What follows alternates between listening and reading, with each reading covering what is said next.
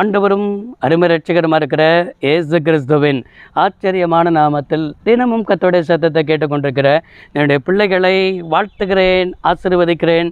நீங்கள் ஆசீர்வதிக்கப்பட்டவர்கள். இந்த நாளிலும் கூட கர்த்தர் உங்களை பார்த்து சொல்கிற ஒரு வார்த்தை, சில விருப்பங்களை உன்னால் அசைக்க முடியாதுன்னு ஆண்டவர் சொல்லுகிறார். நமக்குள்ள சில விருப்பம் வந்துக்கிட்டே இருக்கும். அந்த விருப்பத்தை நம்ம கூட நினைப்போம், இதெல்லாம் நடக்குமா அப்படின்னு சொல்லி நம்ம சிந்திப்போம். ஆனால் அந்த விருப்பம் நம்ம நடந்தாலும் வந்துக்கிட்டே இருக்கும், படுத்திருந்தாலும் வந்துக்கிட்டே இருக்கும், இல்லைன்னா மற்றவங்ககிட்ட பேசிக்கிட்டு இருந்தாலும் அதே விருப்பம் வந்துக்கிட்டே இருக்கும்.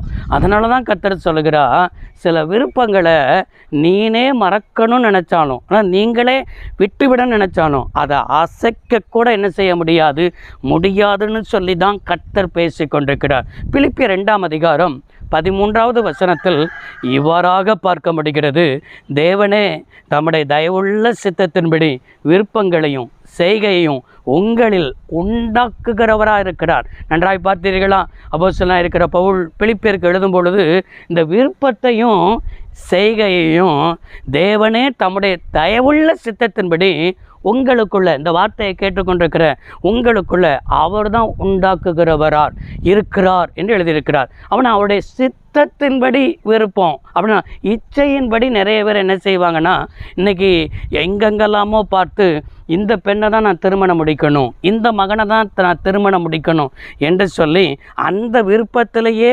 ஓடிக்கொண்டிருக்கிற எத்தனையோ பேர் இருக்கிறார்கள். ஆனால் நான் நடந்தாலும் அந்த நினைவு தான் வருது, உட்கார்ந்தாலும் அந்த நினைவு தான் வருது, இதெல்லாம் அந்த விருப்பம் கர்த்தர் தந்ததானே என்று சொல்லி அப்படிப்பட்டதான நொண்டிச்சாக்கு சொல்கிறவர்கள் அநேகர் இருக்கிறார்கள். ஆனால் அந்த வசனத்தை நன்றாய் கவனித்தீர்களா?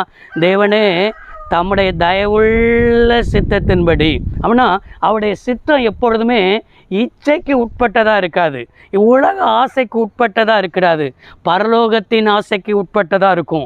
பரலோகத்தை திருப்திப்படுத்துகிறதா என்ன செய்யப்படும் இருக்கும். எனக்கு ஒரு ஆசை உண்டு, அநேக இடத்துல ஆண்டவருக்காக பயன்பெறணும், அநேக மீட்டிங்கில் என்ன செய்யணும் சொன்னால் இன்னும் வல்லமையாய் பிரசங்கம் பண்ணணும் என்று சொல்லி ஆரம்ப நாட்களில் ஊழியத்தில் அழைத்த ஆரம்ப நாட்களிலேயே எனக்கு விருப்பம் உண்டு. அதே போல் நான் வேதாகம கல்லூரி படித்தேன். வேதாகம கல்லூரி படிக்கும் பொழுது கூட எங்களுடைய என்ன சொன்னால் கிராஜுவேஷனுடைய ஸ்பீக்கராக நான் தான் வரணும் அப்படிங்கிறதுனா ஒரு ஆசை இருந்தது, ஒரு விருப்பம் இருந்தது.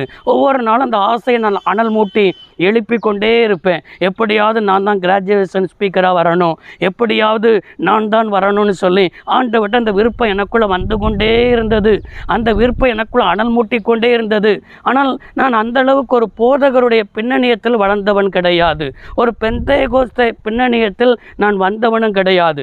நான் ஒரு பாரம்பரிய கிறிஸ்தவத்தில் நான் வளர்ந்து வந்தவன். பாரம்பரிய கிறிஸ்தவனாக இருந்து வளர்ந்து வந்ததுனால அந்த அளவுக்கு ஒரு அனுபவத்திலேருந்து வராமல் இருந்தாலும் எனக்குள்ள நல்ல ஒரு பிரசங்கம் பண்ணணும், நல்ல ஒரு பிரசங்கியாளராய் மாறணும் அப்படிங்கிற விருப்பம் எனக்குள் இருந்து கொண்டே இருந்தது. ஆனால் என் விருப்பத்தை பார்த்த ஆண்டவர், எத்தனையோ போதகர் பிள்ளைகள் என்னோடு கூட படித்திருந்தாலும், எத்தனையோ அனுபவசாலிகள் படித்தாலும், என்னுடைய கிராஜுவேஷனில் என்னை தான் ஆண்டவர் கிராஜுவேஷன் ஸ்பீக்கராக கூட கர்த்தர் என்னை உயர்த்தி அழகு பார்த்தார். இதே போல் எல்லா இடத்துலையும் இன்னும் எத்தனையோ இடங்களில் போய் பிரசங்கிக்கிறதுக்கு, எத்தனையோ மாநிலங்களில் போய் பிரசங்கிப்பதற்கு தேவனே வாசலை என்ன செய்கிறார், திறக்கிறார். அவன் அந்த ஆசை, அந்த விருப்பம் என்ன செய்யணும், எப்படியாவது நல்ல பிரசங்கம் பண்ணணும், அநேக இடங்களில் போய் பிரசங்கம் பண்ணணும், அநேக மாநிலங்களில் போய் பிரசங்கம் பண்ணணும், அநேக இடத்துல வாசல் திறக்கணும் என்று சொல்லி நம்ம விருப்பம், அந்த விருப்பத்தை நமக்குள்ளே உண்டாகிக்கிட்டே இருக்குது. அந்த விருப்பம் இருந்தது.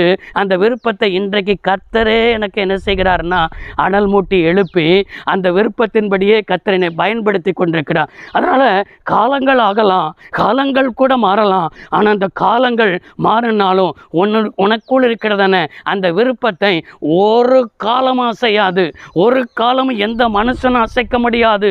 ஏனென்றால் அந்த விருப்பத்தை கொடுத்தவர் யார் என்றால் தேவனே உனக்கு அந்த விருப்பத்தை கொடுத்தார். அது நம்முடைய தயவுள்ள சித்தத்தின்படி கொடுத்தார். விருப்பத்தையும் செய்கையும் உனக்குள் உண்டாக்குகிறவராக இருக்கிறார். இன்றைக்கும் தேவனுடைய சித்தத்தின்படி உங்களுக்குள்ள சில விருப்பம் வந்துக்கிட்டே இருக்குதா? அவருடைய சித்தத்தின்படி விருப்பம் வந்துக்கிட்டே இருக்குதா?